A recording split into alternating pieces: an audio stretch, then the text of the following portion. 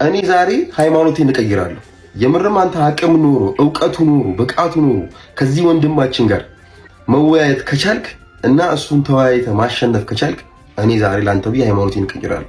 ይሄ ለሁላችሁም ቃል የምገባላችሁ ነገር ነው።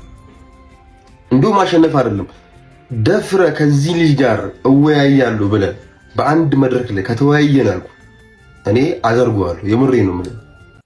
መልካም ወንድማችን እንደሰማችሁት እሱ ሜንሽን ካደረገው ኡስታዝ ጋር ከተወያየውኝ የዛን ዕለት ክርስትናን እንደሚቀበል ተናግሯል። እሱ ብቻ ሳይሆን ብዙዎች ሜንሽን አድርገውኛል። ብዙዎች ሙስሊም ወንድሞቼ እና ሙስሊም እህቶቼ ይህን ቪዲዮ በውስጥ እየላኩልኝ ነው። ከመላካቸው መልእክት እያስቀመጡልኝ ነው። እሱም ምንድነው እሱ አንተ ደፍረ የምትወያይ ከሆነ በውይይቱ ላይ አይተን ክርስትናን እንቀበላለን የሚሉ በጣም ብዙ መጥተዋል። ሰው ይህ ውይይት ተቀብየዋለሁ።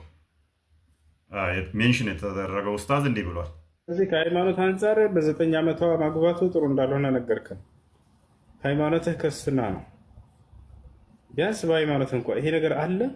ስለ የትኛው ሃይማኖት ነው የምታወራው? በ9 ዓመት ማግባት አስፈላጊ እንዳልሆነ ወይም ይሄ ነገር ክልክል እንደሆነ ክርስትና ላይ አለ ወይ? እኔ ለምሳሌ እንደ ክርስትና በ3 ዓመቷ ሴት ልጅ ቢያገባ ስህተት አለበት ሰውየው? የ3 ዓመት ህፃን ልጅ ወንጀል አለበት? ካለበት እስኪ በዚህ ዓመቷ ማግባት ሴት ልጅ አይቻልም ወይ? ችግር የለው በቃ በዚህ ዓመቷ ሴት ልጅ ታግባ የሚል እንኳን።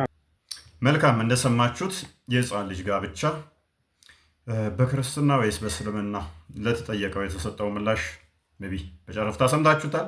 ህፃን ልጅን ማግባት ክርስትና ነው የሚፈቅደው ወይንስ እስልምና? የትኛው ነው የሚከለክለው? ዲቤት ማድረግ እንችላለን። ስለዚህ ማክሰኞ ከምሽቱ 3 ሰዓት ጀምሮ በኮስት ዲቤት ማድረግ እንችላለን።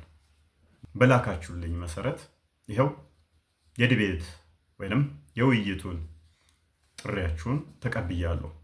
ኡስታዛችሁ እንዲመጣ ማክሰኞ ከምሽቱ 3 ሰዓት ጀምሮ በኮስት እንድንገናኝ፣ የዛለታ ደግሞ ክርስቲያን ለመሆን እንድትዘጋጁ ካሁኑ በአጽንኦት ነግራችኋለሁ።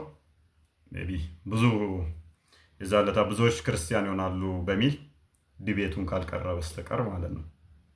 ወንድሜ ይህን ቪዲዮ የሰራህብኝ ሜንሽን አደርጋለሁ። ተዘጋጅ ክርስቲያን ለመሆን።